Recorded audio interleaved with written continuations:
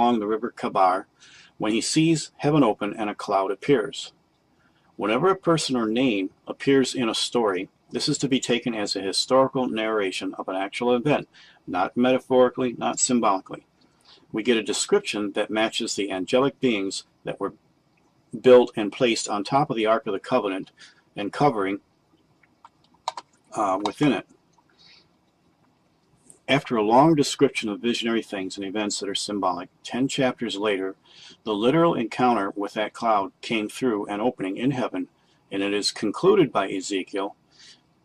It is interesting that the self-proclaimed biblical experts from the secular UFO community conveniently forget to mention this last part of the text of Ezekiel's wheels within a wheel. Ezekiel makes a conclusionary statement, a rather important one actually. In Ezekiel chapter 10, verse 20, "This is the living creature that I saw under the God of Israel by the river of Kabar, and I knew that they were the cherubims." The clouds of heaven Ezekiel saw was something he was already familiar with from prior encounters.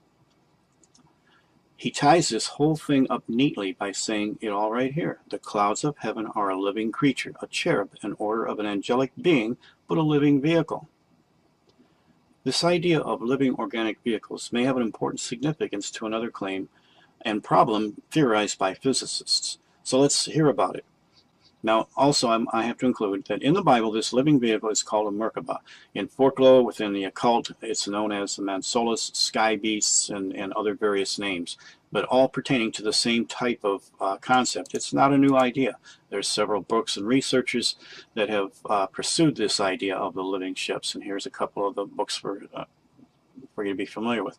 So now let's take a look at what some of the theoretical physicists are claiming a problem might be with. Space and time were considered to be separate and distinct concepts. With Einstein's special theory of relativity, in fact, it turns out that one can't really separate space and time, that they are intimately wrapped up in each other, and the amalgamation of the two is what physicists call space-time. Einstein says the faster you move on the stage of life, the slower your clock beats. The faster you move, the flatter you become. Now, as bizarre as this may seem, this has been verified many times. Every time we send an astronaut into outer space, we're sending him into a time machine. Every time he comes back, he is a fraction of a second younger. So he has been hurled a fraction of a second forward in time. So if I can simply get an ordinary person, send him near the speed of light to the nearest star, I will literally send him into the future. So future time travel is already done. We do it every single day with our astronauts, every single day with our atom smashers. The trick is whether you can go backwards in time. That we don't know.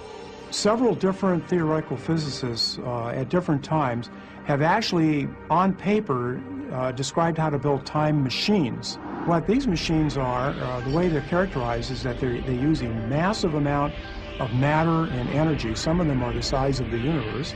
As far as I know, the various machines that people have developed do have the capability to be tuned, if you will, to a date where you'll end up with certain constraints. For example, all the machines have the restriction that you could not go back further than the moment at which the time machine was created. Hey, Rocky, watch me pull a rabbit out of my hat. So for example, if I built a time machine today, I couldn't use it tomorrow to go back to yesterday. So if I made a time machine today, I couldn't go back to see the dinosaurs. Hello? Hello? Anybody home? Huh? Think, McFly, think. If we somehow discovered a natural time machine, something that nature itself had created hundreds of millions of years ago, and there's some theoretical possibility to that, then we could use that to go back to, say, the age of the dinosaurs. So we can see here that a living organic vehicle may be necessary to solve some of the theoretical problems that the theoretical physicists claim. Another connection with the use of cherub and cloud is the association of wings of the wind. The description of flying upon the wings of the wind gives one the idea of being caught up airbound like a bird in the wind hovering above the sky. However, there may be a far deeper meaning to this. Satan is described as the prince and power of the air. There is no further mention of these wings of the wind in the Bible, but in the Ethiopic version of the book of Enoch, commonly called Enoch 1, quoted by Jude in the Bible, and at least reliable for the historical narration content, we get this description of the winds.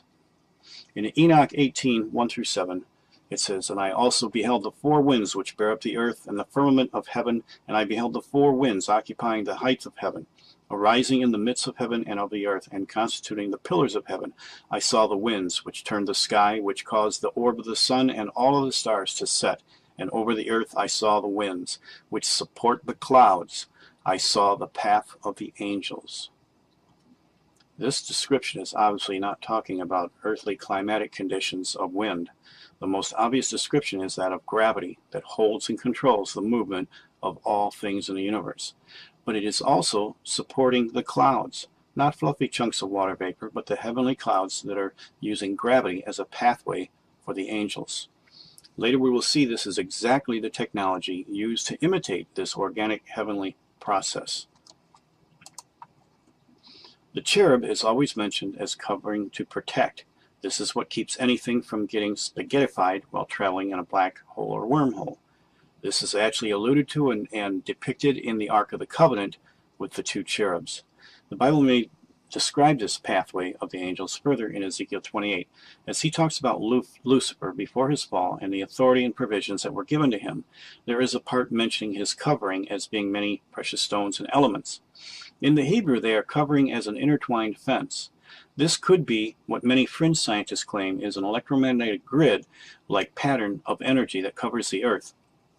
This was supposed to protect the earth, which now keeps it locked into a linear time, but also serves as the pathway of the angels and defines how Lucifer, now Satan, is the prince and power of the air.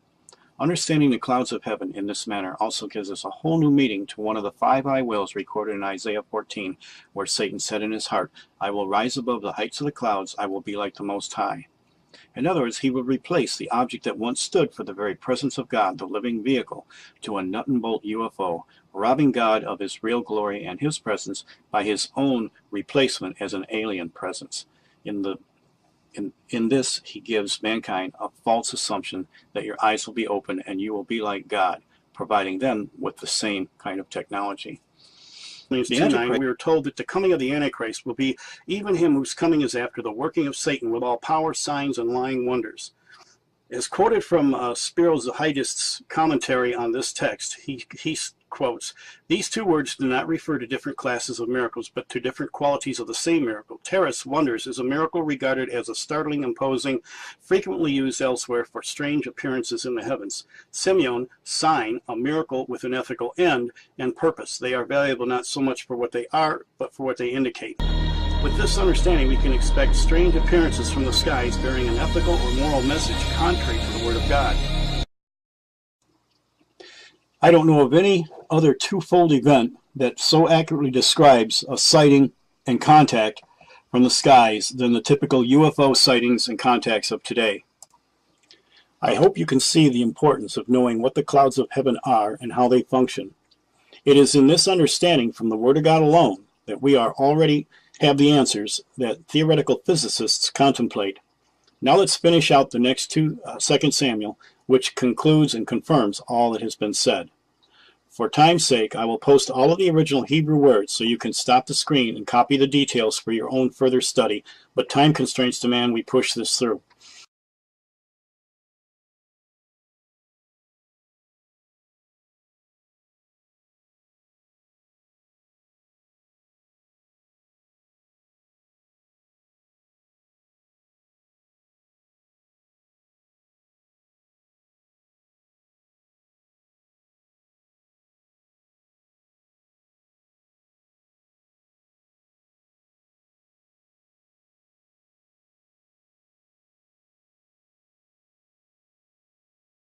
Second Samuel 22:12-13 says, "And he makes darkness pavilions round about him, dark waters and thick clouds of the skies. Through the brightness before him were coals of fire kindled." Now this is my paraphrase, taking all of the variables and possibilities that can properly be used in this context and seeing from a 21st century perspective just exactly what this scripture could be telling us. And He made the deadly darkness his temporary entwined dwelling place, as a surrounding, as circular, around him. The stream binds together while the covered dense cloud smashes the elements before him to make an opening from heaven to earth. 2 Samuel 22:12 and 13. I hope in this video I have established a reasonable case that the Bible does explain the physics of time travel as being a truth, even to the extent of explaining almost all of the problems and complications of such a thing ever happening. In part 2, we will address the logical problems of the grandfather complex, along with the rest of some other problems any logical thinking person would want to know. We will also discover the fact that this knowledge of time travel has already happened as past history and Bible prophecy fulfilled. We will see who accomplishes this, how they did, and to what end this technology is being used against us. I will also show you some of the huge amount of evidence we have of time-traveling influence and evidence from our most remote past to the present, and where this is all probably going to conclude. Coming soon, the corruption of history by time travelers.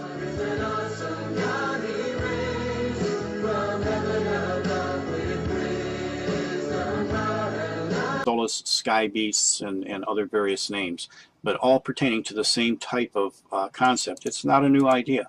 There's several books and researchers that have pursued this idea of the living ships, and here's a couple of the books for you to be familiar with.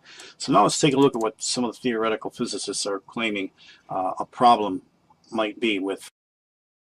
Space and time were considered Along the river Kabar, when he sees heaven open and a cloud appears. Whenever a person or name appears in a story, this is to be taken as a historical narration of an actual event, not metaphorically, not symbolically.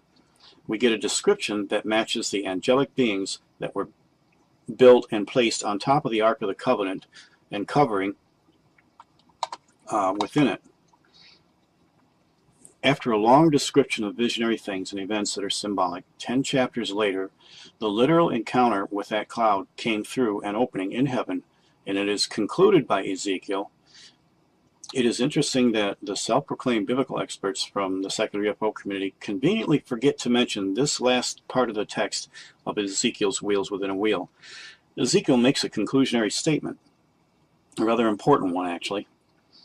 In Ezekiel chapter 10, verse 20, "This is the living creature that I saw under the God of Israel by the river of Kabar, and I knew that they were the cherubims." The clouds of heaven Ezekiel saw was something he was already familiar with from prior encounters. He ties this whole thing up neatly by saying it all right here. The clouds of heaven are a living creature, a cherub, an order of an angelic being, but a living vehicle. This idea of living organic vehicles may have an important significance to another claim and problem theorized by physicists. So let's hear about it. Now, also, I have to include that in the Bible, this living vehicle is called a Merkabah. In folklore, within the occult, it's known as the Mansur.